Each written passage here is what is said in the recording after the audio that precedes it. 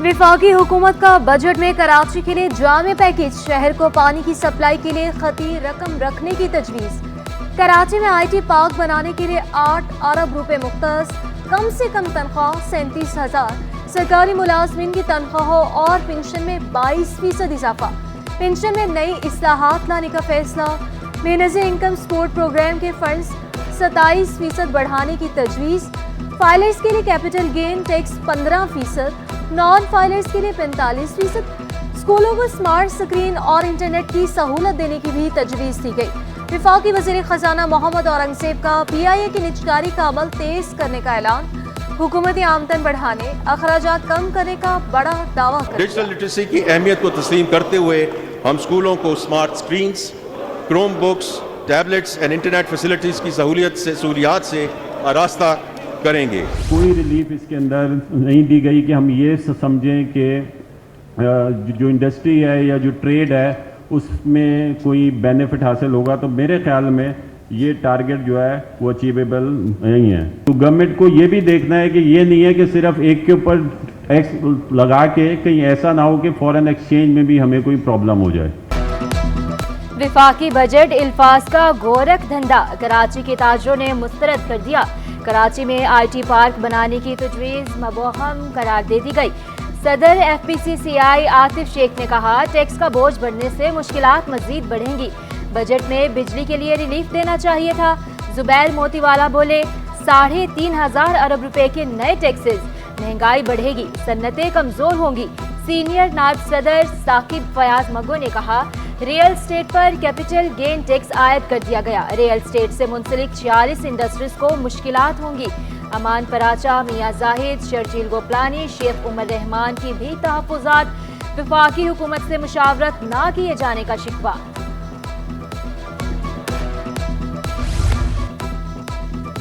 Mobile phone मजीद महंगे होंगे, 18% यकसा tax लगाने की तजवीज़। Federal excise duty, PTI tax और GST भी बढ़ाने की तजवीज़।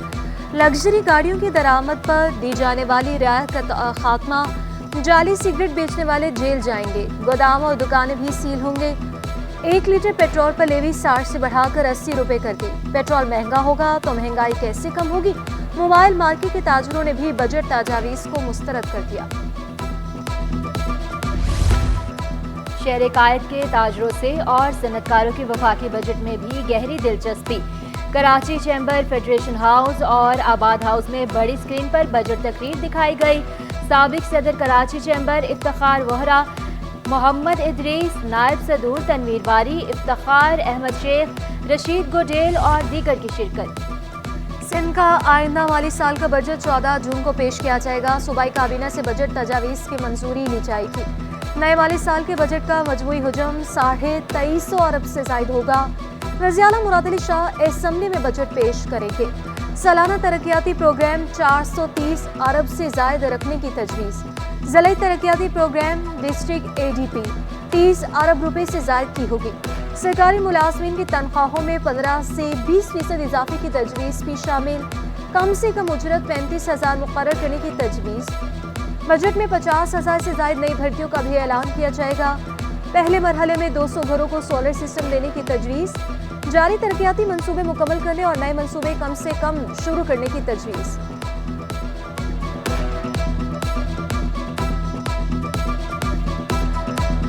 सिंध की गैस पर पहला हक सिंध का, हुकूक मांग रहे हैं, ना दिए तो छीनना भी आता है।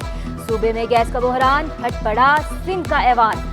गैस लोड शेडिंग के खिलाफ सिंध असेंबली में तहरीक मंजूर। वफाकी हुकूमत से सिंध में गैस लोड शेडिंग फौरी खत्म करने का मुतालबा। वजीर तवानाई नासिर शाह बोले, सिंध में गैस की पैदावार 2200, सूबे की जरूरत सिर्फ 1500 MCCF। हाला रुसान बोले, आइन कहता है जहां गैस पैदा होगी इस पर सूबे का पहला हक है।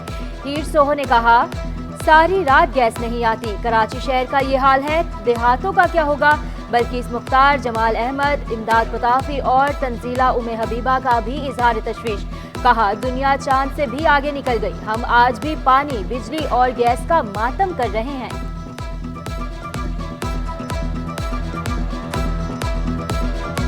सबसे बड़ी वजह ये गैस का ना होना, ना मिलना है, लोड शेडिंग है, जिसकी वजह से लोग इस बात पे मजबूर हैं नहीं तो क्यों इतना रिस्क जो है सर वो कोई ले। सरकारी गाड़ियों पर गैर मुतल्लिका अफराद के कब्जे। स्कूल एजुकेशन की 13 सरकारी गाड़ियों पर साबिक अफसरान काबिज। ओहदा छोड़ने के बावजूद सरकारी गाड़ी नहीं छोड़ी। महंगी सरकारी गाड़ियों में 3 कोरोला, 7 कल्टस और 3 ऑल्टो कारें शामिल।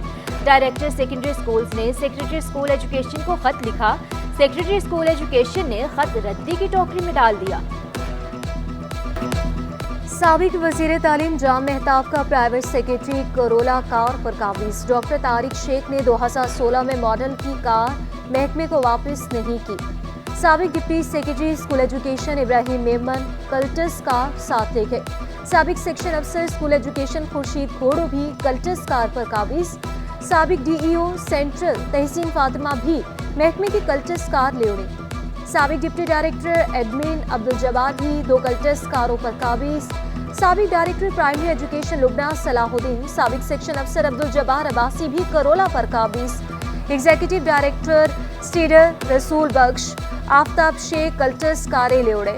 जावेद ख्वाजा और खादम लगारी ने 2012 मॉडल की ऑल्टो कारें वापस नहीं की। साबिक डीईओ कोरंगी हाफिज मोइन अख्तर भी महकमे की ऑल्टो कार पर काबिज हैं। पीपल्स बस के नए रूट भी शुरू करेंगे। शर्जील मेमन ने खुशखबरी सुना दी। कहा येलो लाइन पर भी काम शुरू हो गया। मंगूपीर में भी पीपल्स बस सर्विस चल रही। निगरान हुकूमत की नाअहली की वजह से 9 माह तक बीआरटी रेड लाइन का काम रुका रहा। बीआरटी रेड लाइन पर दोबारा काम शुरू किया।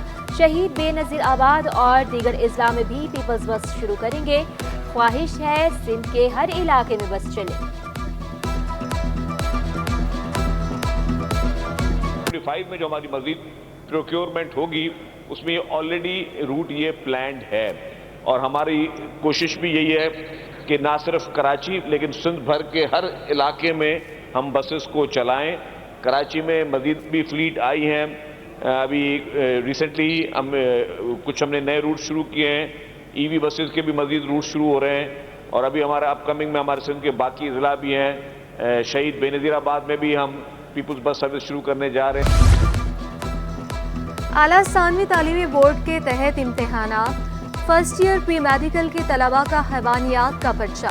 दोपहर में जनरल ग्रुप का तिब्बियात का पर्चा। इम्तिहानी मराकज़ के अतराफ में दफ़ा 144 नाफिज। नकल की रोकथाम के लिए सीनियर असासा पर मुश्तमिल विजिलेंस टीमें मुतहरिक। ईद करीब आ गई। मवेशी मंडियों में सन्नाटे। महंगाई के बायस मवेशी मंडी की रौनकें बहाल ना हो सकी। सेहतमंद बैल बकरे मंडी की रौनक मगर खरीदने वाला कोई नहीं। आसमान को छूती कीमतें सुनकर खरीदारों ने कानों को हाथ लगा लिए। व्यापारियों ने जानवरों की देखभाल पर आने वाले खर्चे गिनवा दिए।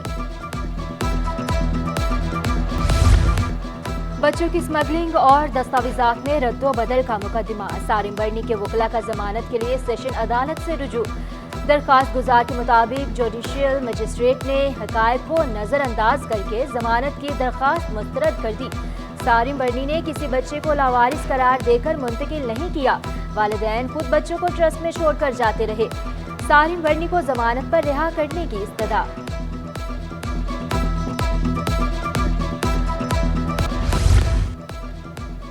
और सियासत में पढ़े लिखे नौजवानों को मुतारिफ कराने का मिशन। एमक्यूएम का 21 जुलाई को यूथ कन्वेंशन शेड्यूल।